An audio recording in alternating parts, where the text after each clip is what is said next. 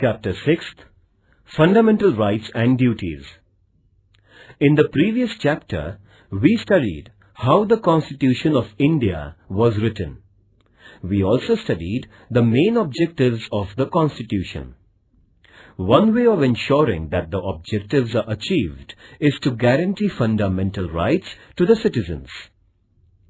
In this chapter, we shall study the rights included in the Constitution and why they are important. Introduction. Today, most countries, through their constitutions, grant rights to the citizens. The aim of such rights is to help in the all-round development of the people. Rights are necessary also for strengthening democracy.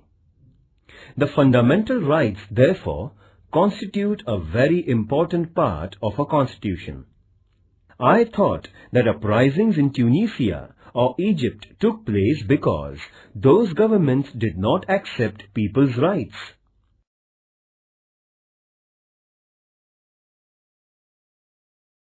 A. What is a right?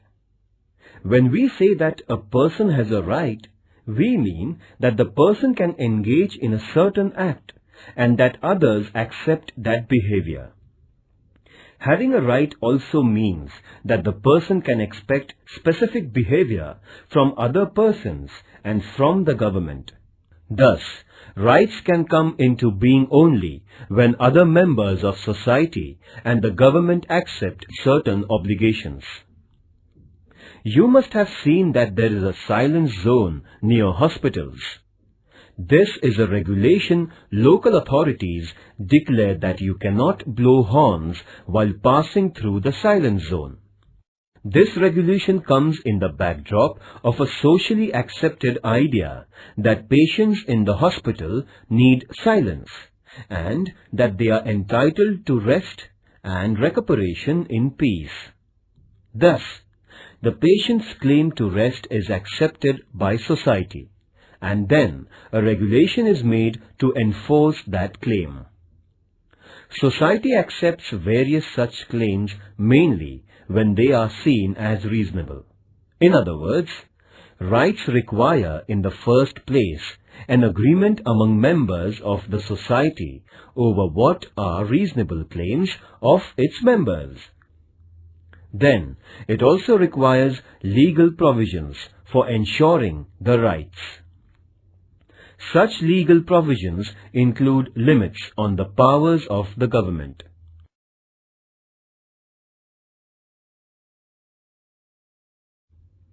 As you will learn later in Standard 10th, limits on the powers of government are seen as an important component of democracy. By agreeing to have limits on the government, a society ensures democratic government. When there are no limitations on government's powers, there is no democracy. I had heard of this word democracy, but did not know that it was related to rights. Must find out the rights of people in different democracies. When we say that we have freedom of speech, it means that other people around us also have the same right, and we all agree that we can freely express our opinions. Then, there must also be legal provisions for protecting the freedom of speech. There must be provision that police or any other government officers cannot unnecessarily restrict our right to express our views. In this sense, rights imply limitations on the powers of the government. By granting rights to citizens, governments agree to limit their powers. Read newspapers of 1 week. List the new items that are against the government or critical of the government or some leaders. What would happen if the government said that you cannot publish any news that is against the government or cannot publish news items that criticize the government? By allowing publication of news opposed to it, the government accepts certain limitations. This is also known as freedom of the press. This freedom is part of a freedom of speech.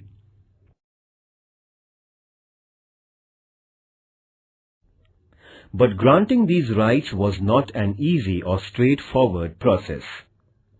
In many countries, people engaged in struggles with their rulers for long periods before they could get their rights. When the Constitution of the United States was written in 1787, the idea of rights also existed. But that Constitution originally did not mention any rights because makers of that Constitution felt that rights are already there and do not need mention in the Constitution. But on the demands of citizens, a Bill of Rights was subsequently included in the US Constitution, that is, in 1791. Since that time, it has become customary to include rights in the Constitution of a country. The Constitution of India includes a detailed list of rights. These are called fundamental rights. This means that these rights are of fundamental importance. They are so important that the government cannot take away these rights. Long back in 1215, the British monarch had to agree to some restrictions over the monarchical powers. This agreement is famous as the Magna Charta, a charter agreed by the king. Even after this, there were many struggles in England between the people and the monarch. Those struggles resulted into many more limits on the powers of the king or queen. Ultimately, these struggles led to democracy and acceptance of citizens' rights. In 1776, the American people declared their independence from England. That declaration is known as the Declaration of Independence, in which it was asserted that certain rights of human beings were inalienable, meaning that nobody could take those rights away.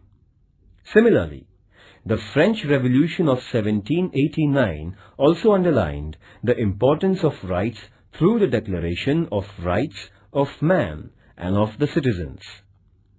The French Revolution led to abolition of the monarchy and the rise of democracy in France. In what way rights are related to democracy?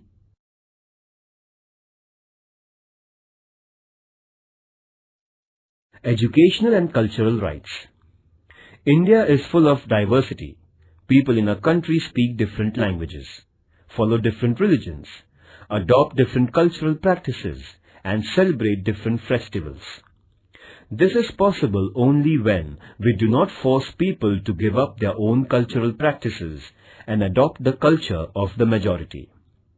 In every part of the country, some cultural or linguistic groups will be in a minority. Do they have to follow the culture of the majority? Freedom means that minorities should be free to adopt and practice their own culture. The Constitution has guaranteed such cultural diversity by protecting educational and cultural rights of minorities.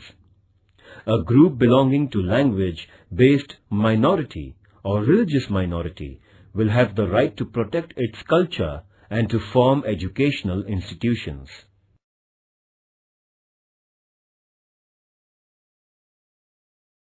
B. Are fundamental rights mentioned in Indian Constitution. Even before India became independent, our leaders were aware that a future India must respect rights of citizens and that there must be a guarantee of those rights. When India was under British rule, Motilal Nehru, who was president of an all-party committee, demanded that the government must adopt a Bill of Rights, that is, in 1928. Before Motilal Nehru, Lokmanya Tilak had declared that Swaraj was my birthright. And before Lokmanya Tilak, Mahatma Phule had recognized the importance of education and equality as rights of human beings. These ideas form the origin of our rights today in free India. There is a separate part of the Constitution of India where fundamental rights are mentioned. These fundamental rights include liberty, equality, right against exploitation, right to freedom of religion, cultural and educational rights, and right to constitutional remedy.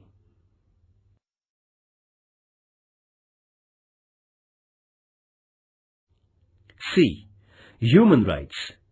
It is now internationally accepted that every human being has certain rights. These are described as human rights. It is also accepted now that human rights should be adopted and guaranteed by every country, and necessary mechanism for protection of human rights should be created. In the year 1948, the United Nations adopted the Universal Declaration of Human Rights, 10th December 1948. This day is celebrated every year as Human Rights Day. Later, in 1966, the General Assembly of United Nations adopted the International Covenant of Economic, Social and Cultural Rights, and many countries have signed that agreement. According to the international norm, India has created the National Human Rights Commission in 1993. The Universal Declaration of Human Rights lists many important rights. These include individual freedoms such as freedom of speech, movement, etc., right to equality, cultural rights, and freedom of religion. Besides this, Declaration also includes wide-ranging rights such as right to work, right to rest and leisure, right to education, etc. The purpose is to ensure a balanced development of every individual and ensuring equal worth of all persons. Dignity and justice for all of us, this is the motto of the Universal Declaration of Human Rights. Activity. Using Internet, find out countries that have adopted the Declaration of Human Rights. For information about the number of countries that have signed the International Covenant, access the UN website.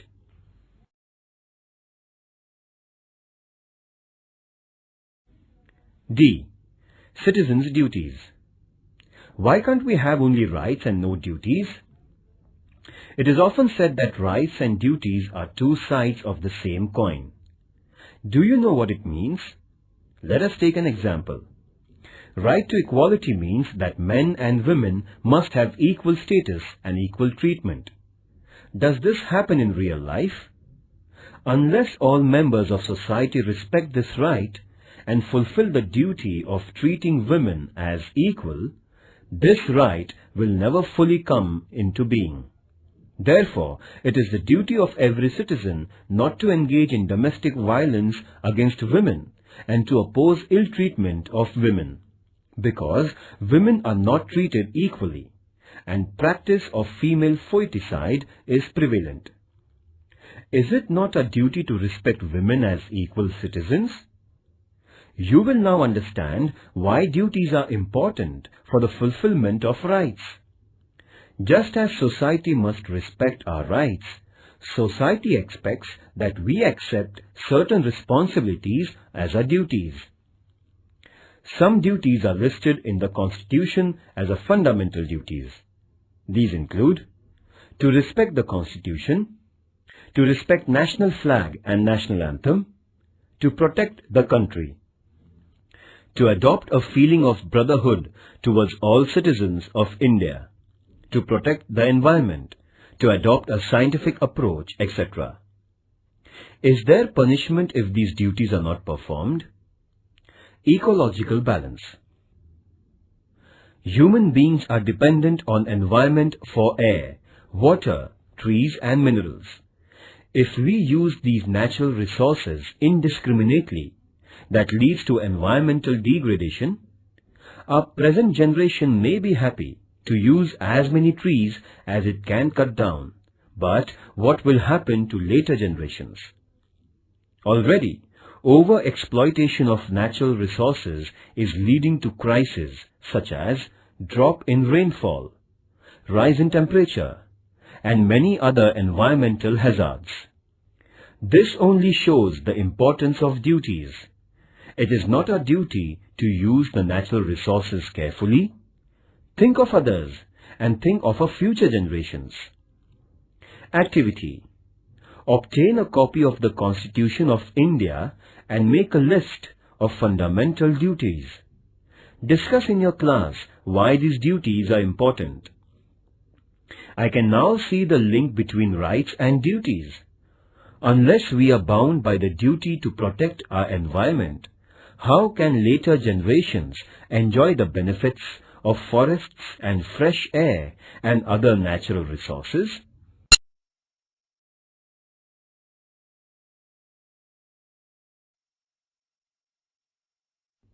Right to equality. Democratic government means that the government is not arbitrary. It works according to rules and regulations. But what if rules were only applied to some people and not to some others? It would still be an arbitrary government. Therefore, there must be the same rules for everyone. This is the principle of equality before laws. Our Constitution guarantees that all persons will be treated equally by the government. Equality means that persons will not be treated differently just because of the gender, religion or caste, etc. Right to equality also means that everyone will get equal opportunities. Remember that there are many inequalities in our society, and to remove those inequalities is the objectives of our Constitution.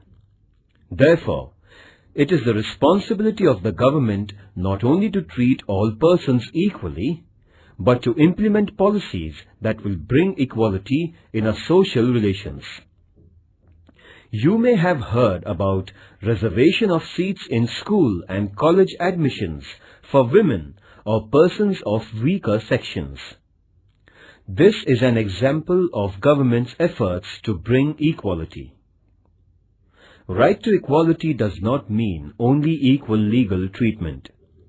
It also means that groups which are backward and traditionally discriminated against must get the opportunity to develop themselves and become equal in the true sense.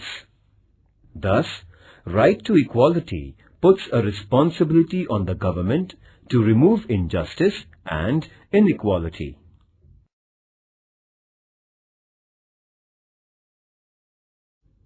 Right to freedom of religion.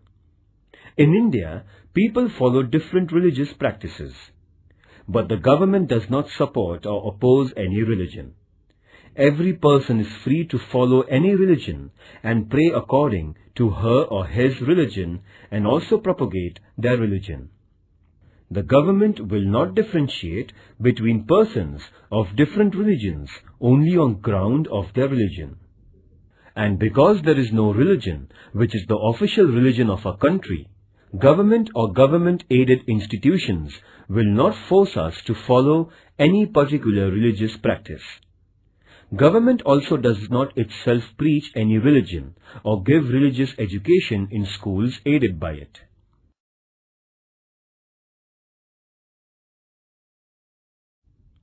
Right to information. Similarly, the right to information is now enforced, though it is not part of our fundamental rights. Citizens cannot judge the government if they do not have enough information. Therefore, of late, it has been accepted all over the world that democracy means citizens' right to get the information from their government. This is known as the right to information. After the efforts of the senior social activist Anna Hazare and his followers, right to information was passed by the Government of India.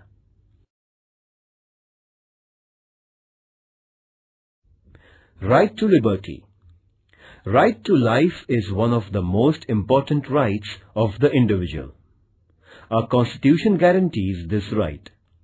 It means that even the government cannot take away our life or cannot arrest us without reason and without legal procedure. But merely a guarantee of life is not enough. As human beings, we want to live a meaningful life. We want to do things we like. We want to develop our personality. follow our hobbies, pursue our own interests. For this to become a reality, we need an assurance that there won't be unreasonable restrictions on our personal liberties. Freedom of speech is one of the most important personal liberties. Besides, we have the liberty to form associations and organize meetings. We also have the freedom to move freely in different parts of the country and reside anywhere in the country. And we have the freedom to undertake any profession or business of our liking.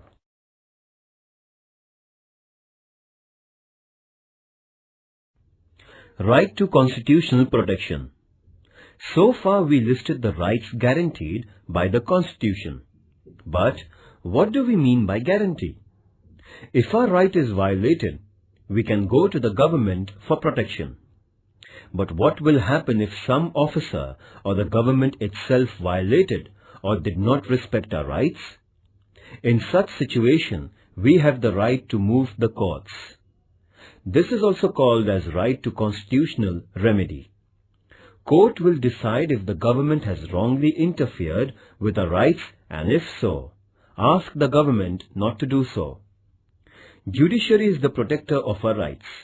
This provision makes our fundamental rights truly guaranteed. First, what is the importance of right to equality? Second, why is the right to constitutional remedy the most important right? Activity. Imagine we had right to liberty but not the right to equality. What would be the result?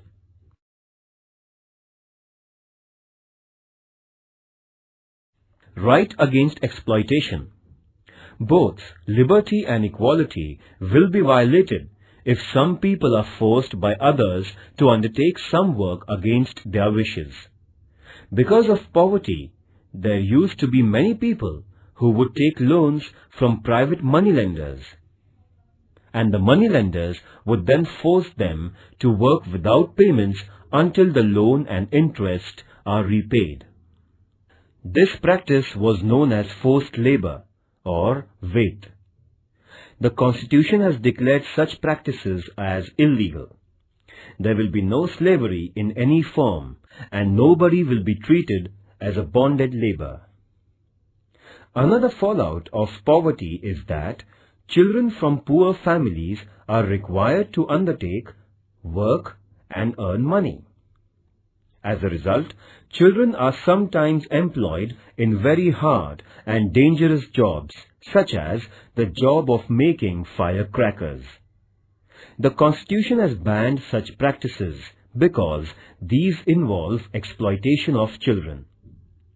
Children below the age of 14 years of age cannot be employed in hazardous jobs.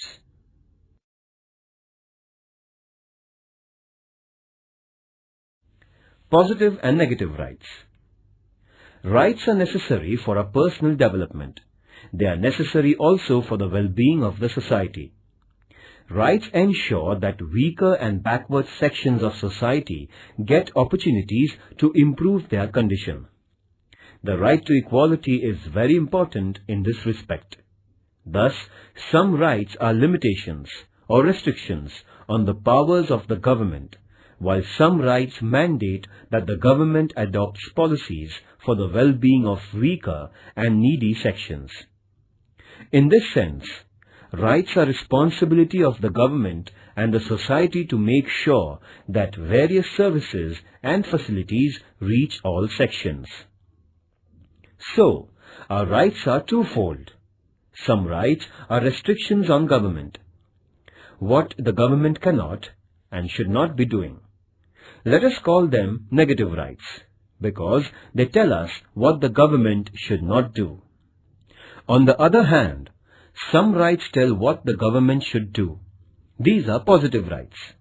Right to education, for instance, is a positive right. On the other hand, freedom of speech is a negative right, meaning that it states that government cannot put unreasonable restrictions on a freedom of speech.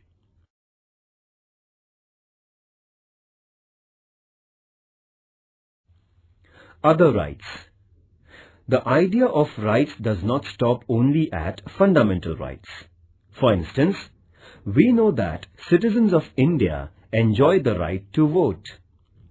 This right is not listed in fundamental rights, but it is part of our constitutional rights. Even after the Constitution was written, the scope of our rights has been expanded. For example, we now have the right to education. Under this right, all children between the age of 6 and 14 are entitled to education. Activity. Collect the information about right to education. Discuss in your class the importance of right to education.